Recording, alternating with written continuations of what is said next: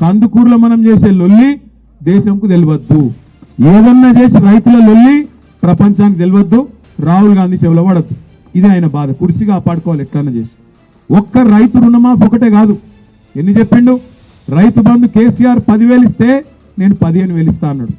కేసీఆర్ భూమున్నోళ్ళకు పెద్దోళ్ళకి ఇస్తాడు, మల్లారెడ్డికి ఇస్తున్నాడు, సబితక్కకి ఇస్తున్నాడు, చిన్నోళ్ళకి ఇస్తలేడు, మల్లయ్యకి ఇస్తలేడు, ఇంకా వేరే వాళ్ళకి ఇస్తలేడు. గాళ్ళకి ఎందుకే ఇచ్చేది అని లొల్లి పెట్టిండు.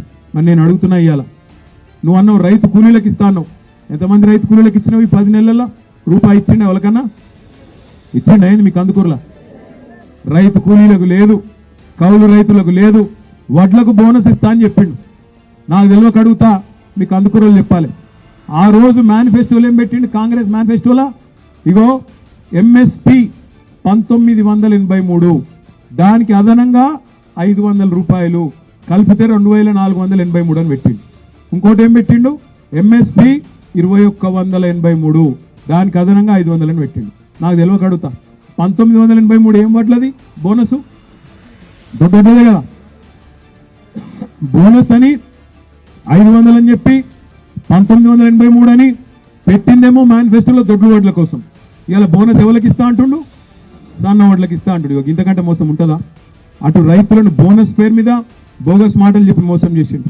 రుణమాఫీ అన్నాడు, మోసం చేసిండు. రైతు బంధు పెంచుతా అన్నాడు, ఉన్న రైతు బంధుకే దిక్కు లేదు. ఇప్పుడే శేఖర్ రెడ్డి అన్న చెప్పిండు, జంగన్న చెప్పిండు, ఇగో మా రామరెడ్డి అన్న చెప్పిండు, ఆ వెంకటమ్మ తల్లి ఆమె చెప్పింది, ఇంకా చాలా మంది చెప్పింది. ఉన్నది పోయింది, ఈ అన్ని పోయినాయి. అన్న వస్త్రం కోసం పోతే ఉన్న వస్త్రం పోయినట్టు మొత్తానికి అటు కాకుండా ఇటు కాకుండా ఇటు కాకుండా పోయింది మా పరిస్థితి అని బాధపడే పరిస్థితి వచ్చింది. ఏది చేసినా అడ్డంపడి శనీశ్వరులాగా, శని కాలకే మూటలాగా ప్రభుత్వం ఏ కార్యక్రమం చేసినా రైతు రుణమాఫీ చేసినవే. 25 రోజుల్లో 18,000 కోట్ల రూపాయలు 22,22,663 మంది రైతులకు 2 లక్షల అప్పున్న ప్రతి రైతుకు మాఫీ చేసిన నేను. దాన్ని సంపూర్ణంగా బట్టి విక్రమార్క గారు సహకరించిన అన్ని దిక్కులు ఉన్న రూపాయి బిగబట్టి 18,000 కోట్ల రూపాయలు వాళ్ళ ఖాతాలు వేసిన. 2 లక్షల పైన ఉన్న వాళ్ళకి ఆ పైన మీరు కట్టే మిగతా ఇస్తామని చెప్పినాం. రైతు రుణమాఫీ జరగలేదని ఇలా దిక్కుమాల నోటి దీక్ష పెట్టింది. ఇక ఏమనాలి చెప్పు. 10 ఏళ్ళల్లో మీరు 1,00,000 రూపాయలు రుణమాఫీ చేస్తామని ఎప్పుడు చేయలే. 2018 నుంచి 2023 వరకు వాళ్ళు 5 ఏళ్లలో చేసిన రుణమాఫీ 11,000 కోట్లు. 25 రోజుల్లో మేము చేసిన రుణమాఫీ 18,000 కోట్లు. చర్చిద్దామా చెప్పండి, అన్ని వివరాలు ఇస్తా. ఇవాళ ఎవరికి రుణమాఫీ జరగలేదంటే 2 లక్షల పైన ఉన్న రైతులకు రుణమాఫీ జరగలేదు. ఆ పైన ఉన్న బ్యాంకుల గట్టుది మిగతాది మేము ఇస్తాం. నేను 2 లక్షలు ఇచ్చినా నీకు రుణమాఫీ జరగదని చెప్పి నీ అప్పు అట్లనే ఉంటుంది.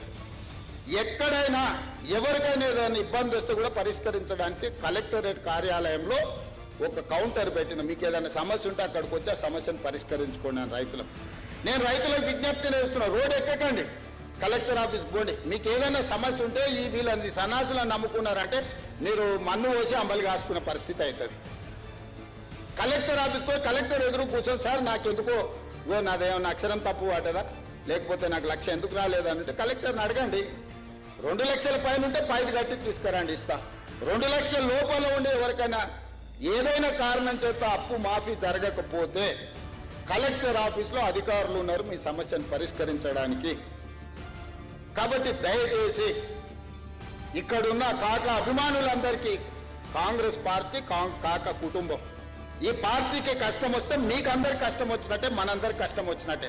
కష్టపడి తెచ్చుకున్న ఈ ప్రభుత్వం, ఇందిరమ్మ రాజ్యం ఈ రోజు మన మీద దుమ్మెత్తిపోయాలని అధికారం కోల్పోయిన వాళ్ళు విచక్షణారహితంగా ఎట్లా బట్టి అట్లా మాట్లాడి సోషల్ మీడియాతోనే అధికారంలోకి వస్తాం అనుకుంటారు. సోషల్ మీడియాతోనే అధికారంకు రారు, కానీ చెర్లపల్లికి అయితే పోతారు.